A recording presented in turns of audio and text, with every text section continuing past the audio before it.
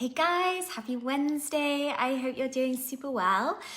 So today our topic is all about hormones, and I'd be curious to know whether you are aware of any hormonal imbalances, or even if you're aware of what hormones do in the body, because I think for most of us, we don't think about hormones until we've got an issue with them.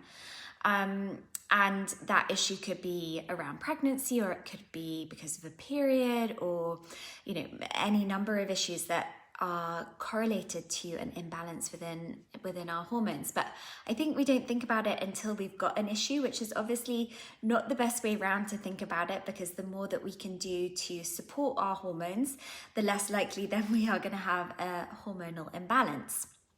And hormones are not just about reproductive health, or having a baby or not having a baby. They're about so much more than that. And it's actually kind of incredible everything that hormones do. And I think it's a really interesting subject, and not one that I knew a lot about, but something that quite consistently comes up with my clients. And so I was encouraged to learn more, and I found it really, really interesting. So I'm just referring to notes. If you see me looking to the side, that's what I'm doing. So my first question is what actually are hormones? And the interpretation of hormones is that they are chemical messengers that deliver messages from the brain to different organs in our body. And they are, in fact, in charge of helping our bodies to be in balance, to be in homeostasis through this messaging process. And they have a huge impact on the entire health of the body. And so, these are things from temperature to heartbeat to our hunger, our blood sugar regulation. So many things are impacted by the health of our hormones being able to do this job of delivering the messages to the different organs within our body. Now, the hormones are produced within certain glands and also in some organs, but mainly in what's called the endocrine system, which is a combination of different glands, such as the adrenal glands, the thyroid glands, the hypothalamus, the pituitary gland, and these are where the hormones are made.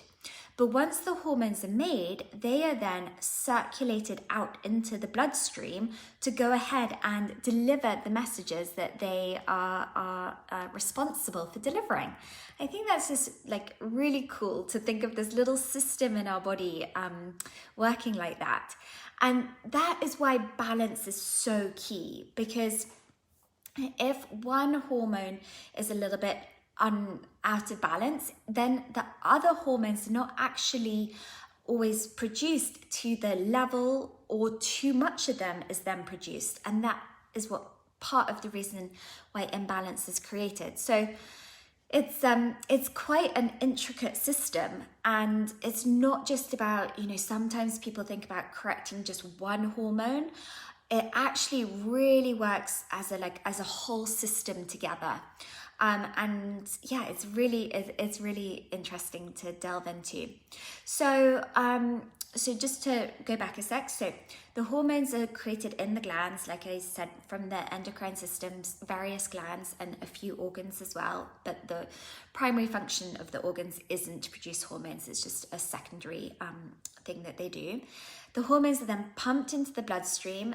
The hormones then find their receptor sites, and they bind into the cell, and that creates a range of different effects, from helping us to extract sugar from our blood, to helping us to feel satiated from what we've eaten, helping to produce the right levels of sex hormones, etc., etc. So talking about the sex hormones, that I think is probably the thing that people think about first and foremost when they think of hormones, is the sex hormones and the effect that it has on our menstruation, on pregnancy, on that kind of thing. But there are in fact many, many other hormones, and I'll talk about some of the most common. But in terms of the sex hormones, we've got estrogen, we've got progesterone, and we've got testosterone. And yeah, even in women, we do produce a small amount of testosterone, and even in men, they produce a small amount of estrogen. Now, actually, one of the issues for men, which is not what I'm not going to talk about men, but we actually produce almost the same hormones, except it's just the different level of the different quantities. The issue that men are having at the moment is that they are getting too much estrogen into their bloodstream for certain reasons, to do with the chemicals within our water, to do with the hormones in the animals that people eat, to do with like fragrances in the house and cleaning products and things like that.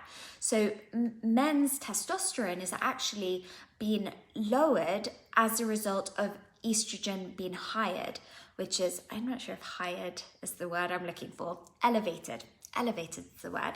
So the three sex hormones, and again, I'm going to apply this more directly to women than to men: estrogen, progesterone, and testosterone. So estrogen, these three, but particularly estrogen and progesterone, they work in balance to help us to menstruate regularly, to help us with fertility, to help us with pregnancy, and to help us with breastfeeding thereafter. And the balance is really important, and it will change during pregnancy and it will change postnatally. Of course, that's all part of the process, but the levels need to work with one another, and them getting the right ratios is really, really crucial to our overall health and the health of our children if we're planning to get pregnant. So something which is quite common is something called estrogen dominance. Now, estrogen dominance, symptoms of it look like loss of sex drive, heavy periods, water retention, breast swelling. And this is something that, is quite common among women. And I think they're made to feel that this is normal, that this is just something that they should expect. And it's really, really not. It is showing that there is an imbalance going on in the body. And the great news is that imbalance can be corrected. And I'll get to that in a minute. So estrogen dominance is quite prevalent. And again, there are various reasons for this. Part of that is to do with stress, the chronic stress that we're dealing with, the nutrition or the lack of nutrition that we're consuming, and the toxicity within the air we breathe, the foods we eat, and fragrances within the home and things like that. So estrogen dominance is definitely something which is more prevalent. But the knock-on effect then is obviously to have issues around our period, to have issues with fertility, etc. Progesterone is more common in being low, and this looks like infertility, anxiety, issues with PMS. It can also be too high, and that would look like lethargy, increased appetite, weight gain, and depression. But like I said, if we're not looking at so much from that angle of actually the imbalance, but we're looking at how we can keep and create a balance within our hormonal system, then those symptoms aren't going to occur. So I'd much rather look at it as a let's be preventative rather than wait for an imbalance and then look to rectify it.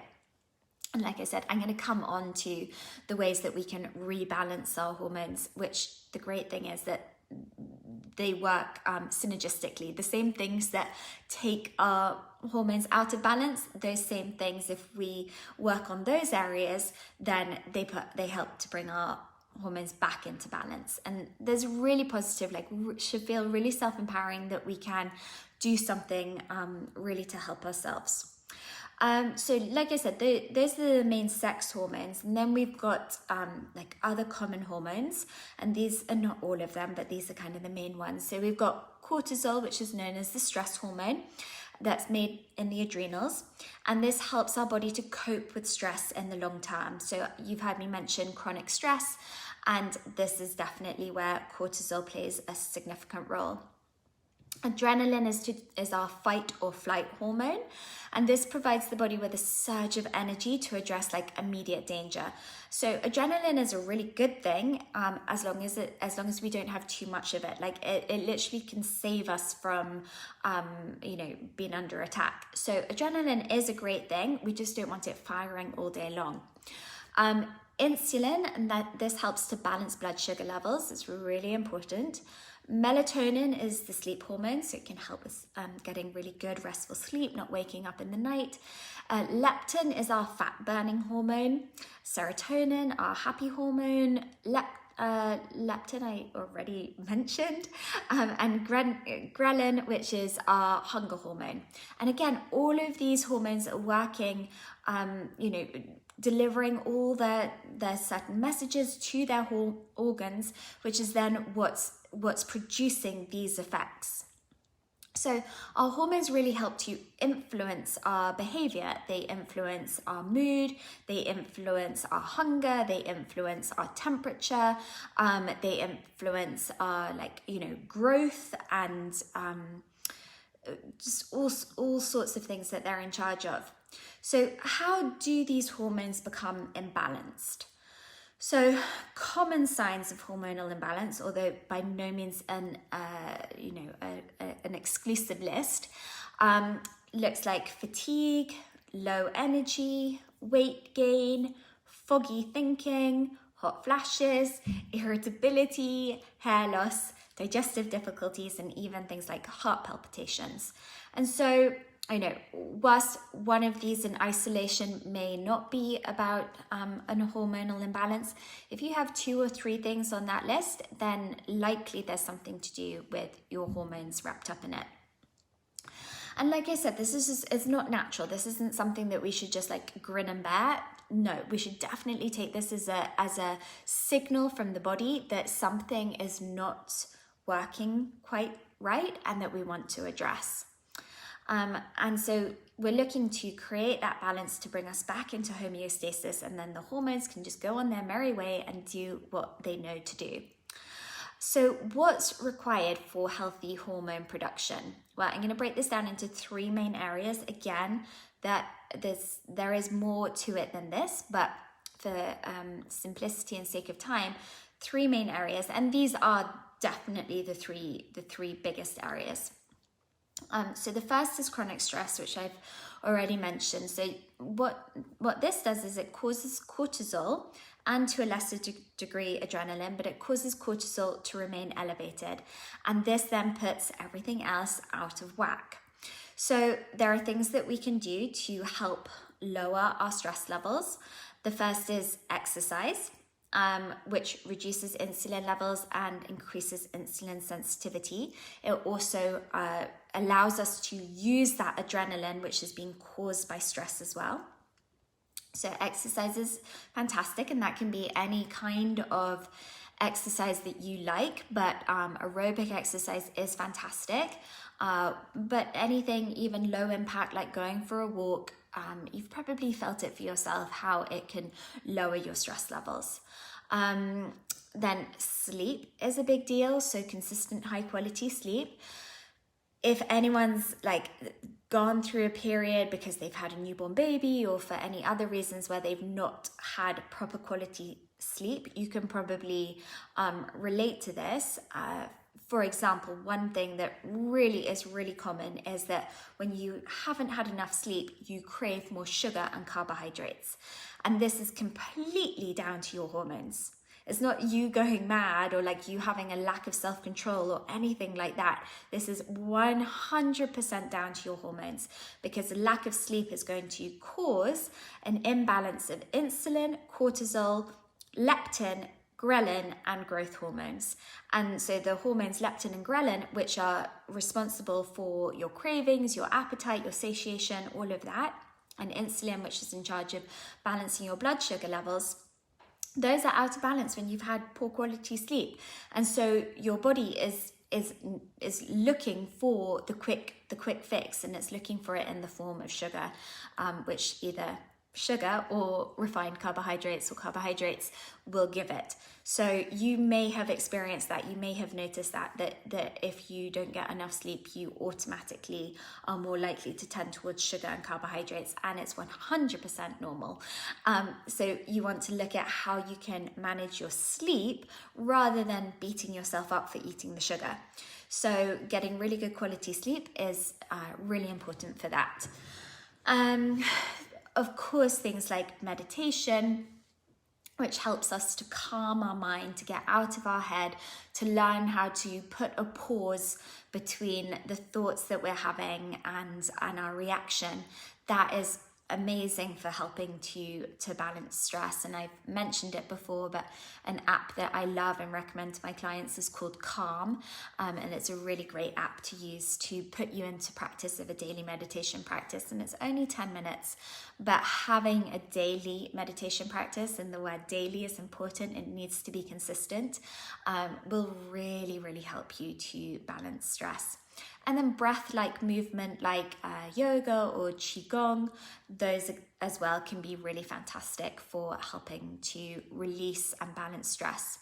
I mean, and even just taking 3 deep breaths, I mean, we could do it now and you'll notice an immediate effect. Even just taking a moment, in between the busyness of kids, taking calls, driving places or whatever it is, just taking a moment to release, to calm, will help you. So let's try this now. We're just going to breathe in for a count of 7, hold for a count of 7, breathe out for a count of 7, and we're just going to do this one time. So I just want you to see if just once gives you an effect. So breathe in for a count of 7, hold for a count of 7, and breathe out for a count of 7.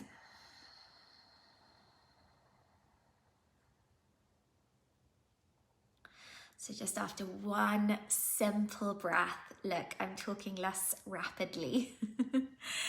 It's incredible how quickly changing our breath has an impact. So such an incredible and useful tool, and you always have your breath with you. So it's just such an easy one. Massage is a really great one for reducing stress. Obviously, it's a little tricky right now to receive a massage from a professional, but you got a husband or a girlfriend or kids, get them to give you like a really nice massage and take 10 minutes and maybe switch between the two of you, and you can both enjoy like those stress reducing benefits.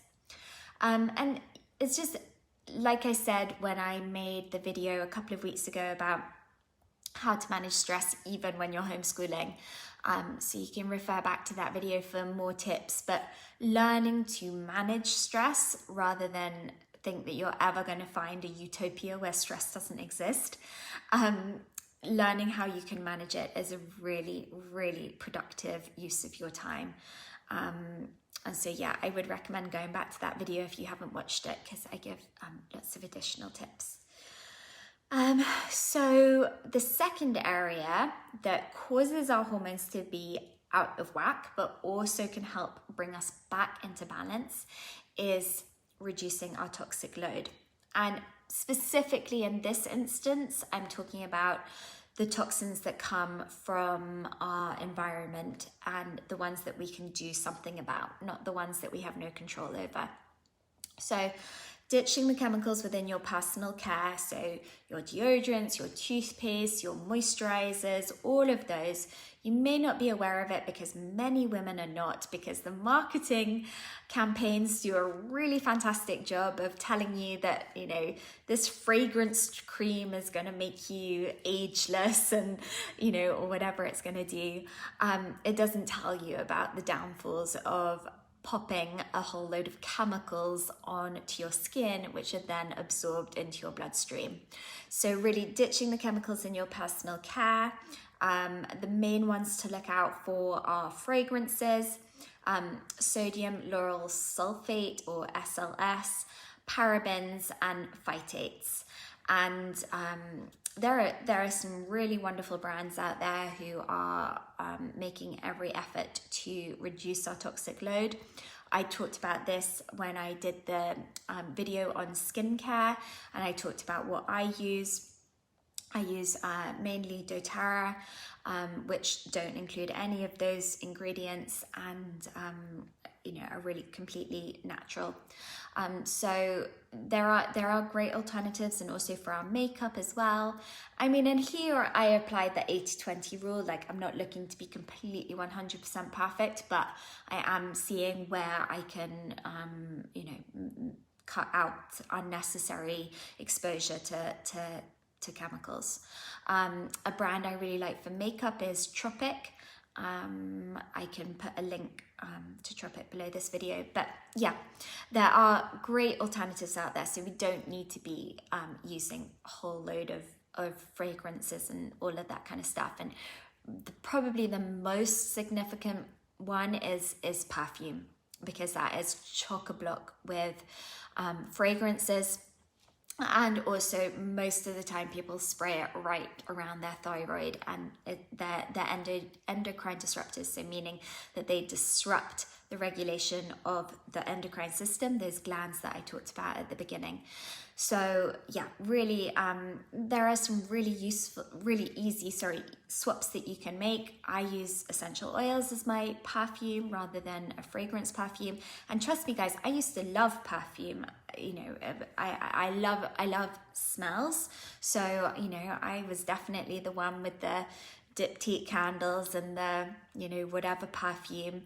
And it's really interesting, because when you minimize your exposure to toxins, those things then actually become really repellent. Like, I can't actually stand near someone who's wearing perfume.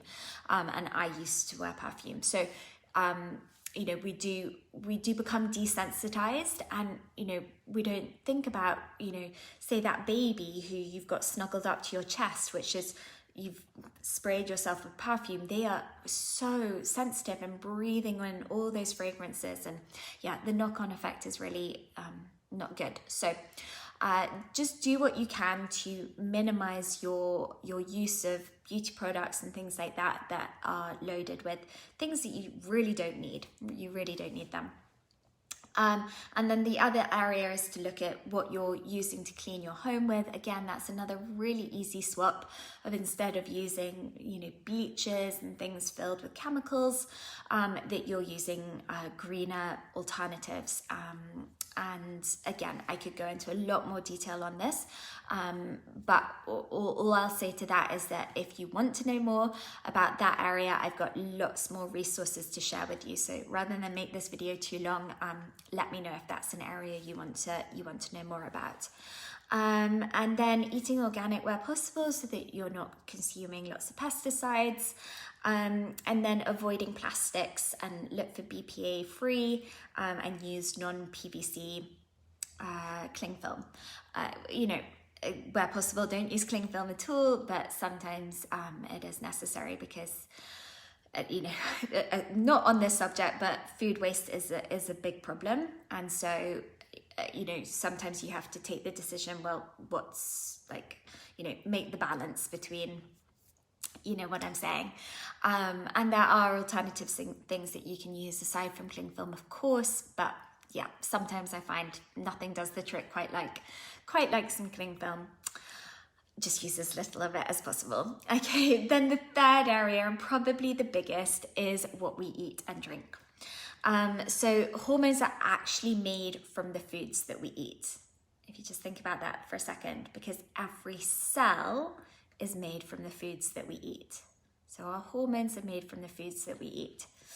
And so what you eat, or on the other end, what you choose not to eat, they can both have a dramatic effect on your hormones, and then of course your blood sugar levels, and that influences how you feel overall and your overall health. So a couple of top tips. So first of all, we want to avoid overeating, and this is where I love fasting. And again, there's loads of information of fasting in this group. So I love fasting because it helps to regulate your blood sugar levels and other things as well. But we don't want to overeat, because constant overeating, every time we eat, we have to produce insulin, and so we don't want to be doing that over and over again. So the more that we can have balanced meals where we're not spiking insulin and using fasting to help with that as well, the better. On the other hand, we don't want to undereat, because that produces cortisol, so that makes us like feel a bit anxious and stressed. So for sure, of course, there is a balance, definitely. So eating whole foods, this is what I probably will always go back to, is eating whole foods, predominantly plant-based. And this is what I talked about last week when I was talking about kids and top nutrition tips for kids. And so it's the same for grown-ups. Eat whole foods, as low as possible in processed foods. Like I said, choose organic where possible, so that you're minimizing your pesticide exposure. And now key with hormones is to eat enough protein. And again, I talked about this last week in terms of kids' nutrition, when I talked about good quality protein. If you are vegetarian or vegan, there are some other factors that you need to consider in terms of making sure that you are consuming enough protein. And like I've said before, I've been vegetarian since I was 15. I'm a massive fan of being vegetarian. You just do need to have a little bit more understanding of where to get your proteins from, and I do have a veggie and vegan protein list, and I'll put the link to grab that below this video to see where you can get your veggie proteins from. But so enough protein, and whether you are veggie or vegan, or whether you are a meat eater, making sure that every meal has some element of protein in it, except for if you're fasting. Eggs, if you're not vegan, eggs are a great source of vegetarian protein. Consume healthy fats, so MCTs, for example, medium chain triglycerides, which are taken up by the liver for immediate energy. They are a great source of fat. So that's why I do the keto coffee, which again, there's information in this group about keto coffee. Or you can even just add MCTs. Say you're having like a hot chocolate after lunch made with raw cacao and almond milk or oat milk. You can add some MCTs to that drink. So you can add MCTs to any beverage, even salad dressings and stuff like that. So MCTs are great, but also things like olive oil, nuts. If you eat dairy, some really good grass-fed organic dairy, and the right ratios, that's a good source of fat. Fatty fish if you're not veggie. So I obviously do not eat fish, but so I make sure that I'm supplementing omega-3, 6 and 9, but in relation to hormones, particularly omega-3s. So yeah, this is really important. If you are veggie or vegan, please supplement your omega-3s. Again, I'm happy to let you know what I use. I did write a blog called Do I Need to Supplement? A while ago. I think it was in December, which will be available on my blog, but otherwise just reach out if you want to know. But making sure that you get a veggie or vegan form of omega-3 if you're not eating fatty fish is important. You can get omega-3s from plant-based food, but not in enough quantity. Then high fiber is also important. So this helps increase insulin sensitivity, which is a good thing. I know insulin sensitivity, like it sounds like it would be a bad thing. It's not. Insulin sensitivity is what we want. It means that we need less insulin to take the glucose out of the blood. So just think of insulin sensitivity as a good thing. Insulin resistance is not a good thing. So consuming enough fiber, and if you're eating enough veggies and enough fruits, then you will almost certainly be having enough fiber. You can drink green tea, but you do want to avoid too much caffeine. So I do drink coffee, but just one in the morning. And then sometimes I have a green tea after lunch. Too much caffeine raises cortisol, so we don't want to be consuming too much caffeine. So even you can look at using decaffeinated options. This goes without saying, avoid sugar and refined carbohydrates. Too much sugar, too much starchy foods will create obviously high blood sugar levels, and that will throw our insulin out of balance. And that then has a knock-on effect to the other hormones. And things to look out for to know whether your blood sugar levels are getting out of balance. In the cleanse, we talk about using a blood glucose monitor, and that can be really helpful, just to out of interest, just to see what meals you're consuming that may be affecting your blood sugar levels. But if you're not using a blood glucose monitor, you can look at things to look out for are feeling lightheaded, feeling irritable, like you have low energy, food cravings, looking to have more sugars, more carbohydrates. Those are all signs that your blood sugar levels have been elevated and then dropped. So yeah, balancing blood sugar levels is crucial. So make sure that you're, and again, I talked about this in kids nutrition. It's just about looking at your macros and consuming the right amount of proteins, fats, a smaller amount of carbohydrates. I don't mean you don't have to eat smaller amounts of vegetables. I don't ever recommend eating smaller amounts of vegetables, apart from the starchy vegetables like sweet potatoes, things like that. There is some modification needed. But in terms of your non-starchy veggies, you can consume as many of those as you want. But yeah, having the right ratio of your macros is of course going to affect how you feel and your hormones as a result. So I know this is such a big subject and there are lots of other things that I could include, but obviously I wanted to give the best overview that I could in a short amount of time. I do have a workshop coming up on Tuesday, March the 2nd at midday. And even if you can't join live, but you would be interested in the information, if you sign up, you will receive the recording. So that's going to be, it's going to be 90 minutes long, so it's going to be a lot more detail. But it's going to be also looking at how we can use essential oils to help balance our hormones, because it's such a simple tool that we have, that we can use in the moment. And also looking at how we can use them preventatively, not just when our hormones have become out of balance, which, as I said at the beginning, that's what I'm a big fan of. So I'll pop the link to join that workshop if you'd like to below this video. It's going to be obviously online via Zoom, and it would be wonderful to have you there.